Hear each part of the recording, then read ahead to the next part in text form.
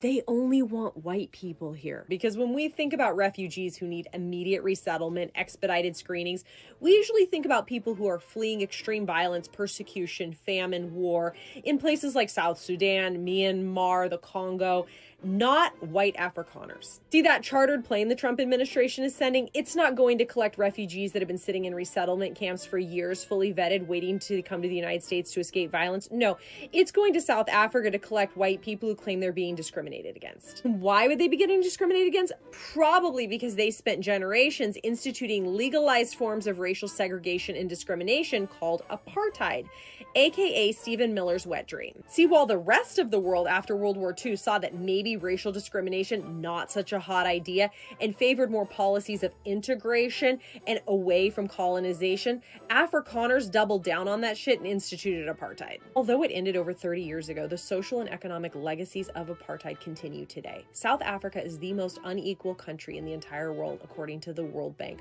with white South Africans earning over 12 times what black South Africans do. But don't worry, we're going to make sure that the white Afrikaners who instituted generations of discrimination and segregation against black people get everything they need to get started here in the United States in their new life. This video is for the white Afrikaners who are coming to the United States. I think you've already landed here. And I know that some of the folks who met you at the airport told you, welcome, we're so glad you're here. Most of us aren't glad you're here, okay? We don't want you here. We never wanted you here. And furthermore, I noticed they're gonna settle you in Idaho, Ohio, and North Carolina. I will tell you they're not our finest states, so they're a good fit for you. I understand that many of you are farmers, and I've seen a lot of people say, oh, that's great, we need more farmers. Sorry to say we don't. We actually need farm workers because we've deported most of them. So if you can, put your picking hat on and think about, picking produce, that's largely probably what you're going to be doing here because I hear you don't have a lot of skills. I would also say that you're not going to have to hold just one job, but probably 2 or 3 to make up for your quality of life that you had back in South Africa. There'll be no servants working for $2 a day. There's none of that here. So you're the servant who's working for $2 a day. So enjoy that. You're gonna have to pay for your health care, and ordinarily, because you're a refugee who's being discriminated against, you would go on Medicaid, but guess what? The Republicans just cut Medicaid. So I don't think you're gonna have that option for healthcare. Interestingly enough, we have a ton of Latinos. We're the 2nd largest Spanish-speaking country in the world. So for you, if you could stop speaking that dirty, guttural, whatever it is, German, French, Dutch thing that you speak, that Afrikaans, nobody wants to hear that shit. So you can speak English or you can speak Spanish, which is really the 2nd language here. In terms of other things that you need to know about, the black people in this country, they don't get fucked with, okay? I know that there's a long legacy of colonialism and all kinds of stuff happening in your country, but our black folks have sort of been through the fire, if you will, and they're not gonna be fucked with. So you're the minority here. Enjoy. I really hope you like your time here. I'm gonna bet my ass that you're gonna be booking it back to SA probably within the next 12 months. Yeah, I ain't gonna lie, I'm getting cooked. No, because the days of soothing and assuaging these fucking toddlers is done. We're done. We're not doing this anymore. If you guys want to sit here and be terrified of your fellow South Africans, that's your own fucking business. But I think it's time to stop making it everyone else's problem. You were invited to fuck off to America, and you're still here, crying and complaining, using actual victims to further your false narrative. Because we're not saying we don't have an issue with violent crime in South Africa. We are saying it is not a genocide against white people. And further to that point, black women are murdered, raped, and tortured at much higher rates than anyone in this country. And here you are, crying about a genocide against whites. If anything, if any argument is to be made, it is a genocide against black women. Because they die much more violently and at far higher rates than you. Stop this shit. We are not saying we don't have an issue with violent crime, but the solutions get diluted when we're constantly having to explain what everyone else already knows to be factually true to you people who are crying like babies, even though you were given the ticket out. Why are you still here? This is a message for the 49 white Afrikaners that fled to the United States. I'm an Afrikaans speaking white South African, and I have absolutely zero desire to go over to America. Number one, because there's no genocide happening in South Africa, is there, Lua? I mean, I'm white, and I live a pretty good lifestyle. Also, I don't think that moving over to America is going to give me the lifestyle that I've got here. But anyway, to you 49ers, well done to you guys for taking the leap. But for everyone else that's curious about the truth, there is no mass farm murders in South Africa. I'm eating pretty well.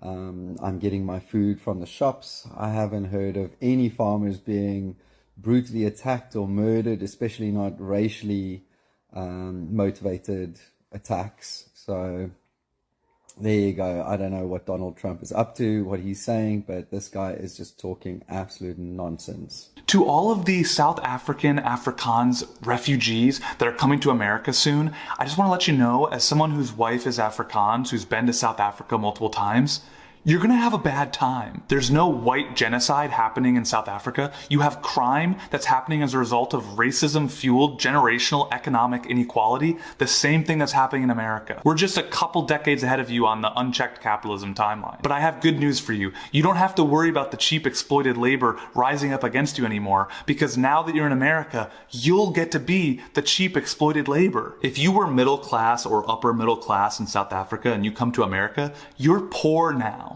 Like, really poor. You're not going to have maids and gardeners and personal servants that you can pay $15 a day for. Now you get to be the cheap labor. But by all means, please come to America and experience the American capitalism that Elon Musk's been raving about to you. You'll probably love it. You know, what do I know? There's probably very little chance that you'll end up going back to South Africa in a year or two after realizing how overpriced and fucked up America is. I wouldn't even worry about that as a possibility. And if you think I'm being mean to these people because I think they're a bunch of racist, bigoted colonizers who wish they could go back to apartheid South Africa, it's just because I do think that. But to them, I say, welcome to the American dream. Please let me know when you've woken up from it. I'm a white South African and I'm not racist. And yes, I will stay in my country. Can someone make a documentary that follows them, please? No one has ever said that there aren't murders on farms and small holdings in South Africa. What I have said is that the people that went over and took up refugee status as so-called oppressed, persecuted white Afrikaners are not commercial farmers, because commercial farmers have come out publicly and said they would not take up the offer of refugee status. They're staying in South Africa. So that's what is being said. I do not know why farm murders are brought up when we're talking about people that aren't farmers. Also, another thing is, when you live on a farm as a white person in South Africa, do you think you're exempt from crime? Or do you think that crime on farms and small holdings only affect white people and it's therefore racially motivated? Because I can tell you that is false. In August last year, Maria and Kudzai's husband went to go and dig for food on a dump. The food would have been pig food. All three of those people were shot. Maria and Kudzai died. Their bodies were thrown in a pigsty. Fortunately, Kudzai's husband crawled to the main road and was able to get help. Now, I want to ask you, do you think that that crime was racially motivated? Because, I mean, the alleged shooter and the other people that have also been arrested, two of them happen to be white. So the farmer is white, the farm manager is white, and then the person that assisted with moving the body is a black laborer. Do you think it was a racially motivated crime and it took place on a farm? Or was it a crime? Can we stop with a false narrative? Also, another thing is that if people really want to get to know about murders on farms and smallholdings, there is a professor in South Africa called Professor Zinn.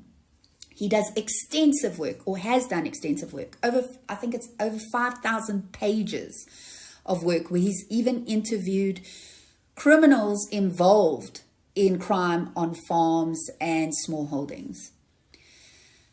Let's start being honest. Welcome back.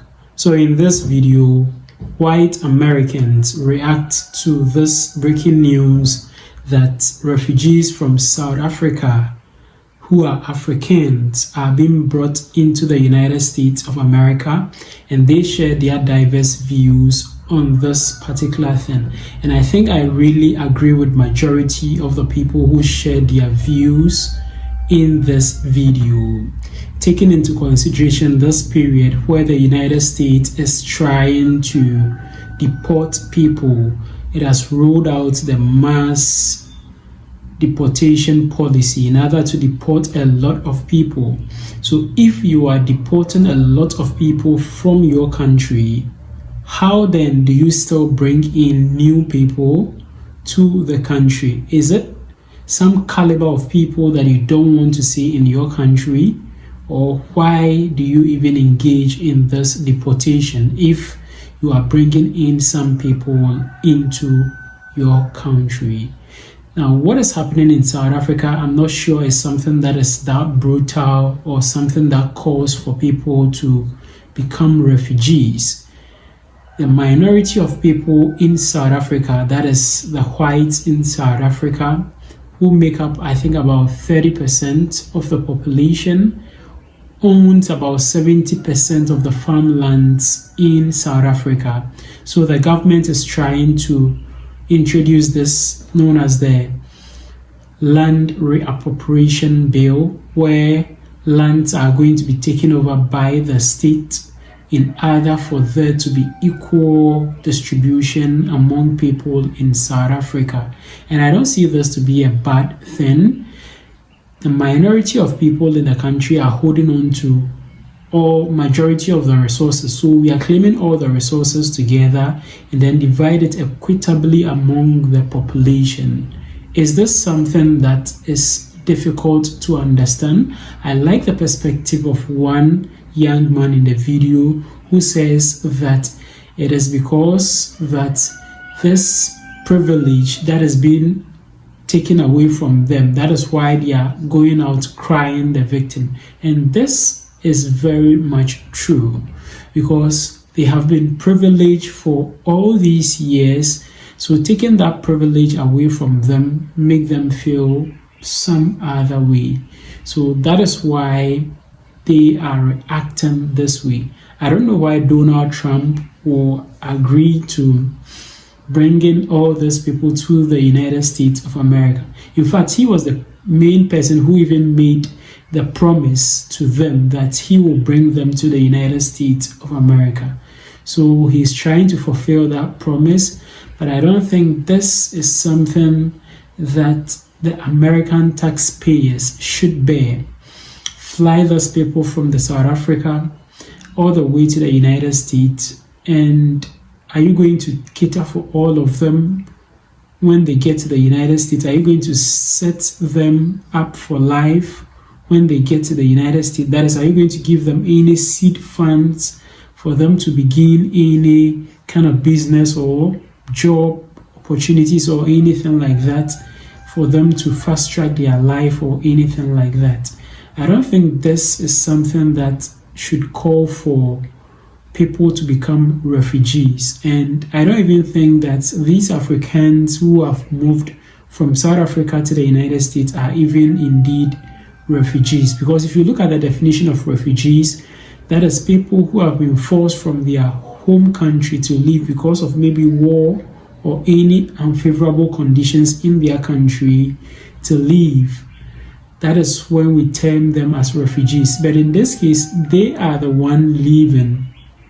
No one has forced them in any way to leave. There are a lot of them who said that they are not going anywhere. South Africa is their homeland and they are staying in South Africa. So I don't see why some of them decided that they will move to the United States of America. The United States also has its own set of problems, and if you are told about some problems in the United States of America, you will not even think of going there in the first place. Anyway, let me know what you also think about all these in the comment section below. And don't forget to share this video with your friends and your family on other social media platforms like WhatsApp, Facebook, Instagram, X, TikTok, and other social media platforms. Also, don't forget to subscribe to the channel. Just click the subscribe button down here. Click on the subscribe button. Click as well on the notification bell. And I'd like to see you again in my next video.